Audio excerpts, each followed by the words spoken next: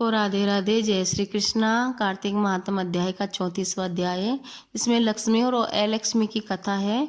तो ऋषि बोले कि सुत जी, ये पीपल छूने योग्य नहीं है और यह शनिवार के दिन ही क्यों छूना चाहिए। सुत जी बोले, समुद्र मंथन में जो रत्न देवताओं को मिले उनमें से लक्ष्मी और कौस्तुभ मणि विष्णु ने ले लिए। जब विष्णु ने लक्ष्मी को भार्या स्वीकार की तभी लक्ष्मी ने भगवान से प्रार्थना कर कहा। लक्ष्मी बोली, आप मुझ छोटी के साथ विवाह कैसे कर सकते हो। इससे पहले हे मधुसूदन मेरी बड़ी बहन अलक्ष्मी के साथ विवाह करके मेरे संग विवाह करो, यही सनातन धर्म है। सुत जी बोले, विष्णु ने लक्ष्मी की इस प्रकार बात सुनकर तपस्वी उद्दालक मुनि को अपने अनुरोध से अलक्ष्मी को दे दिया। उस अलक्ष्मी को स्थूल मुख था, श्वेत दांत थे, जीर्ण शरीर, लाल नेत्र और बाल रुखे थे। धर्मज्ञ उद्दालक मुनि विष्णु के अनुरोध से उसको अंगीकार कर वेद ध्वनि के साथ अपने आश्रम ले गए। अलक्ष्मी होम से सुगंधित धुआं और वेद ध्वनि जहाँ हो रही थी, ऐसे आश्रम को देखकर दुखी हो क्रोधित बोली, हे ब्राह्मण, यहाँ पर वेद ध्वनि हो रही है, यह स्थान मेरे योग्य नहीं है, मैं यहाँ नहीं रहूंगी, मुझको दूसरी जगह ले चलो। उद्दालक मुनि बोले, हे कांते, तुम यहाँ क्यों नहीं रहोगी, सो बताओ तेरे योग्य कौन सा स्थान है। अलक्ष्मी बोली, जहाँ वेद ध्वनि होती हो और अभ्यागत का सत्कार होता हो तथा यज्ञ दान आदि होते हो, वहाँ मैं नहीं रहती हूँ। जहाँ स्त्री पुरुष प्रेम से रहते हैं, पितर और देवताओं का पूजन होता है, वहाँ मैं नहीं बसती हूँ। जहाँ उद्यमी नीति में कुशल धर्मात्मा प्रिय बोलने वाला गुरु की पूजा करने वाला रहते हो, वहाँ मेरा निवास नहीं है। दिन रात जहाँ स्त्री पुरुष में लड़ाई होती हो, अभ्यागतों का जहाँ सत्कार नहीं होता हो, वह स्थान मुझे प्यारा है। जहाँ वृद्ध सज्जन मित्रों का अपमान होता हो, जहाँ कठोर भाषण होता हो, वहाँ मैं नित्य निवास करती हूँ। जहाँ खोट आचरण करते हैं, पराया धन चुराने वाले हो, पराई स्त्री से प्रीति करने वाले हो, वहाँ स्थान मुझे बहुत ही प्यारा है। जहाँ गोवध मदिरापान और ब्रह्म हत्या आदि पाप होते हो, मैं उस स्थान पर रहती हूँ। सुत जी बोले, इस प्रकार अलक्ष्मी के वचनों को सुनकर उदास मुख होकर उद्दालक बोले, हे ज्येष्ठा, जब तक मैं तुम्हारे निवास के लिए योग्य स्थान देकर न लौटूं तब तक तुम इस पीपल के वृक्ष के नीचे रहो। सुत जी बोले, इस प्रकार अलक्ष्मी को बैठाकर उद्दालक चल दिए। बहुत देर तक उनकी बाट देखती रही। जब पति को लौटते न देखा तो स्वामी के त्याग के भय से दुखी होकर विलाप करने लगी। उनके विलाप को लक्ष्मी ने बैकुंठ में सुना। तब लक्ष्मी ने व्याकुल होकर विष्णु से निवेदन किया कि हे स्वामी, मेरी बड़ी बहन पति के त्याग से बड़ी दुखी है, हे कृपालो, जो तुमको मैं प्यारी हूँ तो उसको जाकर समझाओ। सुत जी बोले, तब भगवान लक्ष्मी सहित वहां पधारे और उस अलक्ष्मी को समझाते हुए बोले, हे अलक्ष्मी, पीपल की जड़ का सहारा लेकर तू सदा यहाँ रह।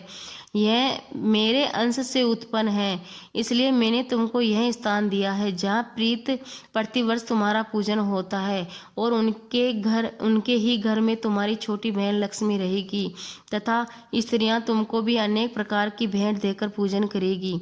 पुष्प धूप दीप से जो तुम्हारा पूजन करेगा उन पर लक्ष्मी प्रसन्न रहेगी। सुत जी बोले, यह मैंने कृष्णा और सत्यभामा तथा नारद जी राजा पृथु का संवाद वर्णन किया है। अब और भी जो पूछो मैं कहूँ। यह सुनकर ऋषि मदमत मुस्काने लगे।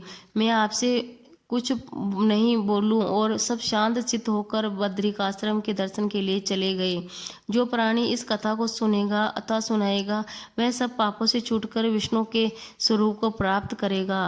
बोलो महालक्ष्मी की जय, महाविष्णु भगवान की जय, लक्ष्मी नारायण भगवान की जय। 34वां अध्याय को यहीं भी विराम देंगे। आगे 35वां अध्याय की कथा आरंभ करते हैं। इसमें अथ तुलसी विवाह उद्यापन है, जिसमें तुलसी विवाह और उसका उद्यापन बताया गया है। इसमें उद्यापन विधि और तुलसी विवाह का वर्णन दिया है। कन्यादानम महादानम सर्वदानेति दुर्लभम। कन्यादान सभी दानों में दुर्लभ महादान है। कन्यादान के स्वरूप मनुष्य को अच्छे फल की प्राप्ति होती है। देववश जिस मनुष्य को कन्यादान का सुयोग जीवन में प्राप्त नहीं होता, ऐसे लोग कन्यादान रूपी फल को प्राप्त करने के लिए श्री तुलसी जी को अपनी कन्या मानकर उनका विवाह शालिग्राम रूपी नारायण से करवाते हैं। तो विवाह तुलसी विवाह की विधि इस प्रकार है। तुलसी विवाह को सबसे पहले महत्वपूर्ण काल कार्तिक शुक्ला देव प्रबोधनी एकादशी माना गया है। प्रथम तुलसी विवाह के हेतु मनुष्य विवाह की तिथि से कम एक दिन पूर्व जंगल से मंजीरी युक्त मंजीरी लाकर सुंदर सुसज्जित थामरे में स्थापित कर दे। फिर वेद वेताओं आस्तिक नित्य निस्तिक कर्मपरायण सद्गुण संपन्न ब्राह्मण को वर के पक्ष में चुने, क्योंकि सदाचारहीन ब्राह्मण को वर पक्षीय बनाने पर अथवा एक से अधिक ब्राह्मणों को एक ही तुलसी के लिए अनेक नारायणों सहित वर पक्षीय बनाने पर दानदाताओं को दारुण नरक की प्राप्ति होती है। अतएव सद्गुण संपन्न गो तुलसी की सेवक ब्राह्मण को ही वर पक्ष में चुने। विवाह के हेतु वर वरण के निमित्त शुभ मुहूर्त में नारायण शालिग्राम को वरण करने जाए। वरण के लिए टीके का सामान, मिष्टान, आभूषण वर पक्षीय ब्राह्मण को ही वस्त्र आभूषण ले जाए और वरण की रीति के अनुसार रस्म करें। वर पक्षीय ब्राह्मण और आचार्य भी कन्या रूपी तुलसी की गोद टीके की सभी वस्तुएं आभूषणों सहित भेजें। कन्या पक्ष जैसे लगन भेजी जाती है तद अनुसार ब्राह्मण से लगन लिखा तुलसी जी की गोद में लगन मिष्टान रखे अपने आचार्य के हाथों नारायण के हेतु वर पक्षीय ब्राह्मण को भेजे। लगन पत्रिका में हरिद्रा लेपन, रात्रि जागरण, तेल, कंकण, बंधन, मंडप, अच्छा दिन, दान, विवाह तिथि और सबका उल्लेख करे और वर पक्षीय आचार्य भी कलश स्थापित कर गणपति पूजन कराए। नारायण का वस्त्र आभूषणों से पूजन करे, लगन ग्रहण करे, फिर कर्मानुसार हरिद्रा तेल और कार्यक्रमों को करे।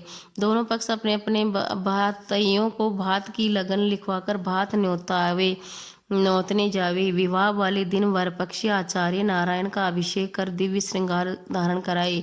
फिर डोला सजाकर कीर्तन और शंख ध्वनि के मध्य बारात लेकर गोधूली लगन से पूर्व कन्या पक्ष के द्वार पर आए, जहाँ खेत और तोरण की रस्म पूरी की जाए। सभी बाराती बारात में पधारे संत महात्माओं को नारायण का भोग लगाकर प्रसाद दिया जावे। कन्या पक्ष तुलसी के गमले को यथाशक्ति वस्त्र, चुनरी, आभूषणों से अलंकृत करे तथा विवाह के निमित्त पहले ही निर्मित सुंदर मंडप के नीचे वर स्थान पर नारायण को बिठाए। नारायण की ओर के सभी पूज्य वर पक्ष आचार्य आदि पूजनादि करते कन्या पक्ष के सभी एवं कन्या पक्षीय यजमान सपत्नी करे। विवाह में ब्रह्म विधि के अनुसार ही अर्चन, विष्टन, पाग, द्वितीय विष्टर, अर्घ्य, आचमन, मधुपर्क आदि क्रिया संपन्न करे।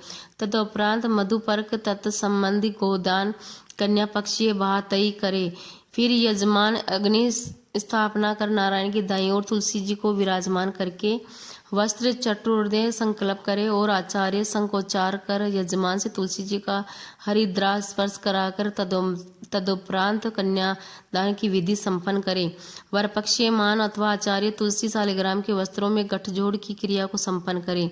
वर पक्षीय आचार्य नारायण की ओर से हवन करे। तदुपरांत फेरों की रस्म के लिए वर पक्षीय आचार्य नारायण को कन्या पक्षीय यजमान तुलसी को अपने साथ लेकर ब्रह्म विधि के अनुसार 4 अग्नि की परिक्रमा कराकर पहले ही एक नारायण की बाईं ओर तुलसी को स्थापित कर दे। फेरों के समय खील आदि देने के कार्य हो सकते हैं जो यजमान को पुत्र ही करे।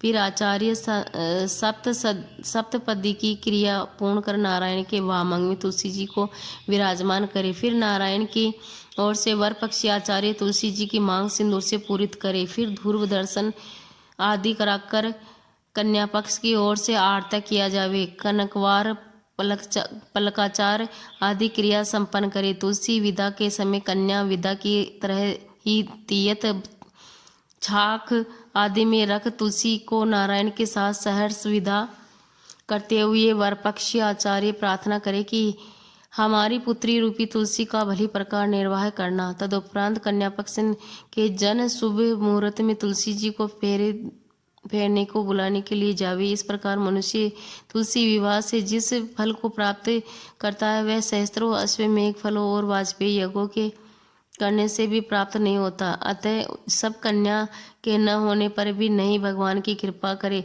तो अपने जीवन में तुलसी विवाह के अक्षय फल को अवश्य प्राप्त करे। इसके बाद में नित्य नियम और कीर्तन विधि करे। बोलो तुलसा मैया की जय हो। श्री नारायण भगवान की जय हो।